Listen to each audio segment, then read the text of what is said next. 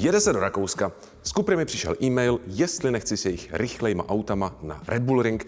No tak já jsem vytáhl kalendář, podíval jsem se a asi tak za 0,014 sekundy jsem odepsal, že můžu, protože když vám někdo napíše, jestli s rychlejma autama chcete na okruh Formule 1, tak prostě všechno zrušíte a jedete s jejich rychlejma autama na okruh Formule 1. Takový jsou pravidla, já jsem to nevymyslel. No a rovnou mě napadlo, že je to zajímavá příležitost ukázat vám pozadí takových novinářských akcí, protože natáčet tam nějaký test nebo recenzi nemá cenu, protože je to takový chaotický, hodně se střídají auta, přesedá se, je v tom prostě zmatek. Ale ukázat vám pozadí takových akcí, jak to vypadá, když vás automobilka poze na testování, je to vlastně super. No a tady za mnou už můžete vidět fešáka, který mě tam doveze, protože shodou okolností zrovna tenhle týden mám doma Cupru Formentor VZ 333. Nebylo to nějak plánovaný, je to prostě náhoda, že to takhle vyšlo, ale vzal jsem si týden potom, co jsem měl doma Cupru Formentor VZ5 s tím audiňáckým pětiválcem, protože mě zajímalo, jaký je mezi nimi rozdíl, když za to VZ5 připlatíte 360 000 a upřímně po týdnu s tímhle 2 litrem, slabším, pomalejším, levnějším, přišlo docela zajímavé zjištění. Ale o tom až potom, teďka se vydáme na cestu.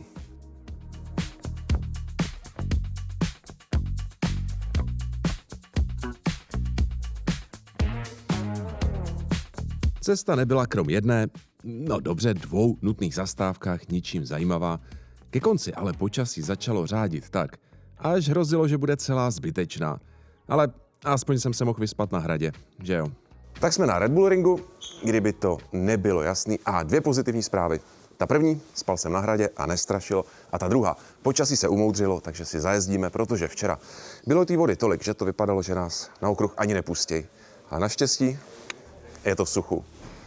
Relativně.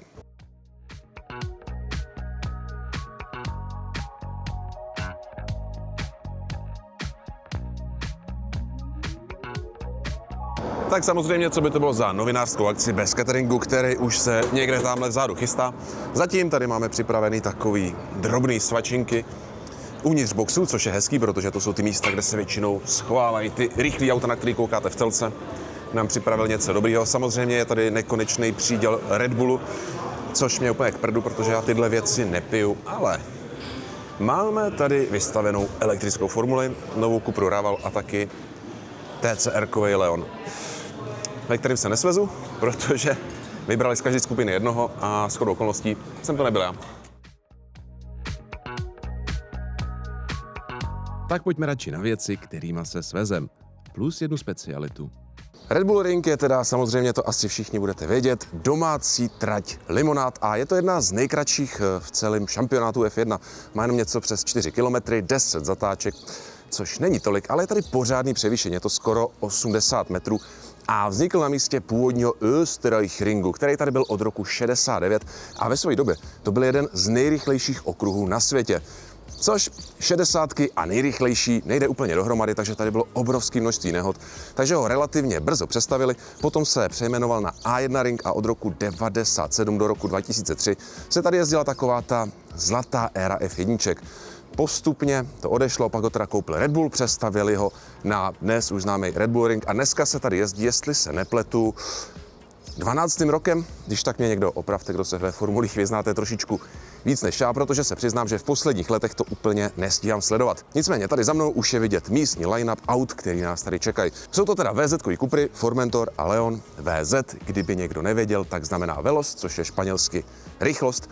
Cupra byla původně jakási rychlá edice Seatu, znamenalo to Cup Racing, dneska je to samostatná značka. A koho by zajímal ten znáček, tak ten neznamená vlastně nic, to jenom někomu v marketingovém týmu přišlo cool. Budeme teda samozřejmě jezdit těma nejrychlejšíma variantama, což tady máte 333, což je náš oblíbený motor EA888, 333 koní. Pak tady máme Formentory VZ5, což všichni taky samozřejmě víte. Pod kapotou je 2,5 litrový pětiválec od Audi, který má necelých 400 koní. Na stovce je to asi v takovém čase jako 911 Carrera.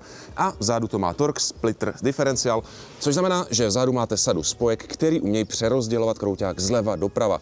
Takže to auto umí poslat až 50% krouťáku dozadu a z těch 50% umí 100% poslat na jednu nebo na druhou stranu. Má to drift režim a ty auta se umějí trošičku klouzat a přidává jim to na zábavnosti. Tohle auto jsem měl v klasickém testu, takže dneska se nebudeme úplně zaobírat tím, jak jezdí.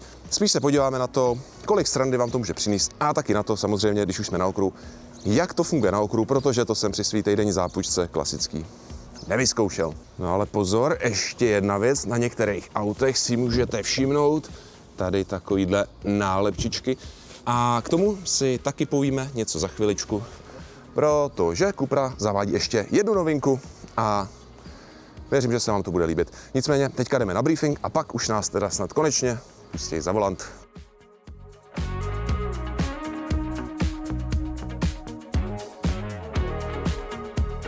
Tak přátelé, vyjíždíme na Red Bull Ring ve voze Cupra Leon 333 v kombiku, což znamená 333 koní, 2 litr 4kolka a vzadu torque splitter.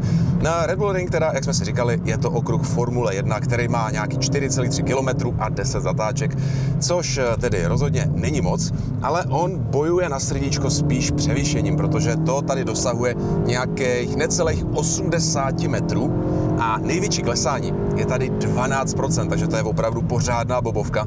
A některé zatáčky, třeba jako zrovna tahle, což je 3, jsou docela na srdíčko. F1, tady totiž brzdí z 310 na 70. Jim to teda zabere 2,4 sekundy, my nebudeme za A brzdit ani z 310, ani na 70 a určitě nám to zabere víc. Ale když to rozletíte a mizí před váma ten slepý horizont, tamhle před náma přistává stíhačka, což je taky velice hezká podívaná. V letadlech se až tolik nevyznám, ale někdo by vám možná řekl, že to je dobrý. A teďka se dostáváme přesně do těch částí, které jsou ve středu, které už jsou víc na techniku. A nevím, jestli je to úplně z té kamery vidět, ale začíná nám to tady přesně připomínat rakouskou louku, což znamená z kopce do kopce a většinou nevím, do čeho jdu. Kravky tady snad neuvidíme.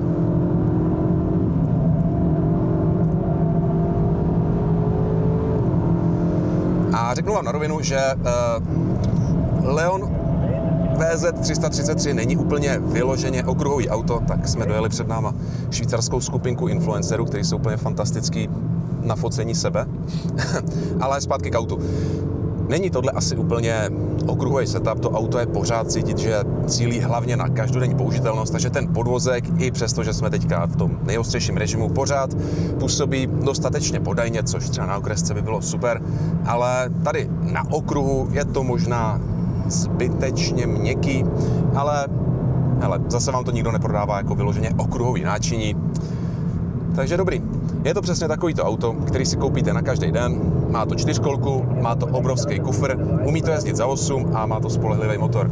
A když tím jezdíte každý den, nijak vás to neotravuje. No a potom čas od času si můžete takhle užít nějaký track days nebo ostřejší ježdění na okreskách. A v tomhle to vlastně funguje velice hezky. Já jsem teda zvědavý hlavně na přesednutí do Formentoru VZ5, který jde teďka přede mnou, který má audiňácký 2,5 litr. A když ty auta takhle pozoru v tom vláčku, tak se mi zdá, že ten Formentor na podvozku funguje možná o malinko líp než ten Leon, protože se tolik nenaklání. Ale uvidíme, protože ta VZ5 má zase nevýhodu v tom šíleně těžkém motoru před přední nápravou. A můj takový soukromý tip, co by tady bylo ve finále asi nejlepší, by mohla být Formentor VZ333, což je tahle technika, ale tamhle v menším SUV crossoverovém provedení. Ale upřímně nevím, jestli je tady na svezení.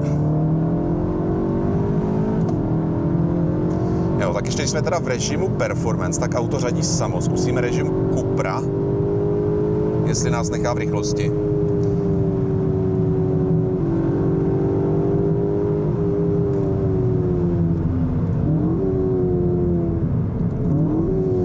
Muset riskovat drobný roztrhání skupinky, ale oni nám to určitě odpustí, takže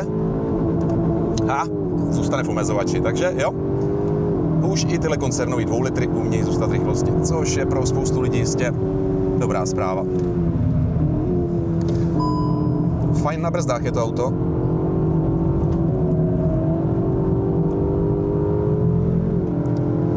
Ale řeknu vám, že na takovýhle jako rodinný ježdění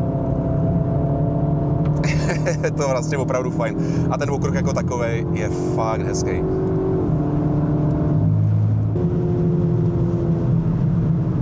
Jak brždění za cílovkou taky super. Na srdíčko z nějakých 200 na slepý horizont a hnedka přes obrubník pryč. Pěkně se to tam zvlní. Jako je to zábava tady jezdit a nemáme to tak daleko.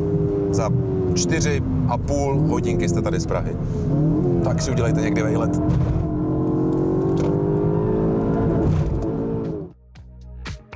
Ještě jsem vám slíbil tu specialitu, tak jdeme na ní a pak si ještě chviličku odskočím z okruhu.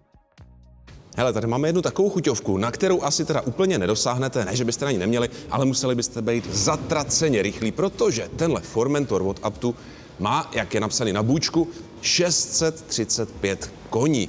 Maximálka je přes 300 a opravdu se to dá pořídit, ale jak jsem říkal, budete muset spěchat, protože jich bude jenom 30 kousků. Cenu nevím, asi to bude taky dost. No, tak na přeskáčku jsem si skočil tady do driving centra, což je takovej agility yard, kde je to hodně utažený technický okruh, kde se nebude jezdit úplně rychle, ale je to spíš na ovladatelnost, kde si můžete vyzkoušet, co který z těch aut umí. No a rovnou jsem si vzal jedno auto, který si u nás nevyzkoušíte, což je Cupra Tavascan. To je takovej trošičku sportovnější brácha našeho Enyaqu, který upřímně zvenku vypadá opravdu velmi slušně. No a uvidíme, co tady předvede. Je to fakt takový ten okruh, kde prostě nejedete moc rychle, ale hrajete si s tím autem, zkoušíte, co to umí. A taky je tohle zadokolce. Je to teda moc hezký, protože je to z kopce do kopce a vlastně si připadáte, jako když jedete po rakouský louce. Krásně jsou tady kopečky, tam je ten jejich typický bejček. A prostě si kroužíte. Líbí se mi, že to tady není úplně nijak omezovaný, prostě si zajezděte a zkuste se přitom nesrazit, což se nám zatím daří, to je super.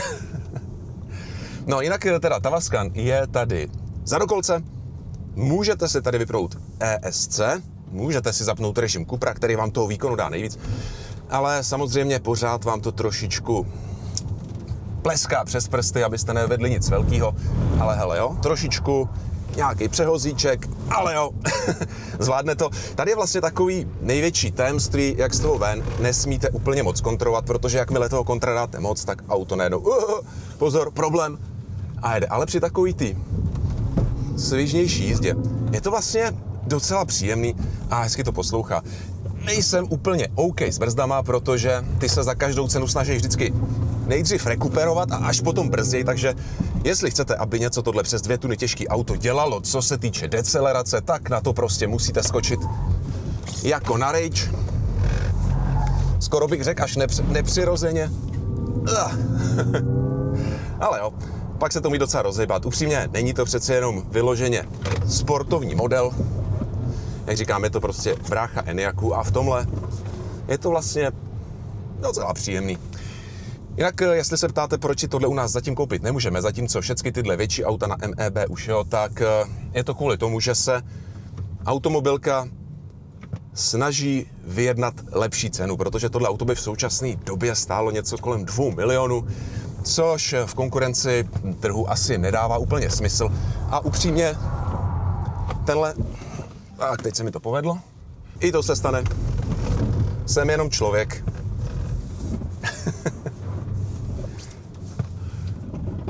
Každopádně se někdy Tavascanu dočkáme, tak to bude ve chvíli, kdy si automobilka pro český trh vydobije lepší cenu. A tohle je docela sympatický. Nemyslíte, že neudělají všechno, co se jim řekne, alebo si řeknou, hele, to auto potřebuje být za lepší penízky. Pojďme se ještě vrátit kousek dozadu. Já jsem vám říkal, jenom abyste si všimli na jednom z těch aut té nálepky Apt. Je to kvůli tomu, že Cupra prohlubuje partnerství s touhle tunerskou značkou a teďka už si můžete doplňky od Aptu dát přímo přes konfigurátor, takže to auto vám přijede už nazdobený a všechno se to dělá ručně, takže máte takovou trošičku specialitku. Jde to tedy i zpětně na auto, který už máte doma, po případě vám to udělají u dílera. A na prohlídku tady máme auta, který tuhle úpravu dostali. Takže hele, máte tady takový trošičku agresivnější nárazník. Můžete dostat taky bočnice, pěkně s nápisem Cupra. A hlavní hvězda show je tohleto velikánský křídlo nebo prodloužení střechy samozřejmě, oštemplovaný Apt. Všechny ty věci jsou samozřejmě homologované, jsou prohnaný přes větrný tunel, takže to tomu autu neublíží, jako spousta takových doplňků. Takže, hele, pokud si chcete svoji Cupru ještě trošičku odlišit a nebude vám vadit, že za to utratíte malinko víc peněz, tak tady máte další řešení.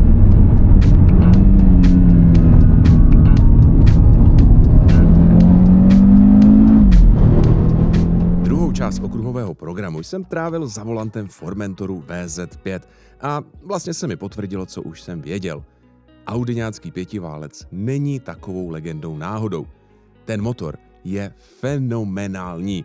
A samotný Formentor, byť to není vyloženě okruhové náčiní, tak se tu rozhodně nestratí a minimálně na poli crossoveru je až pozoruhodně schopný a zábavný. Tím už se ale náš den s Cuprou chýlil ke konci, mně přibyl další skvělý zážitek a před cestou domů zbývala už jenom jediná část programu. Takže díky za pozvání a díky, že jste video dokoukali až sem. Takže klouzání v Cuprách, ježdění na okruhu v Cuprách, prohlídnutí si nových balíčků na Cupru. Ale ta hlavní část programu pro mě přichází právě teď. Podívejte se na to pošušňání.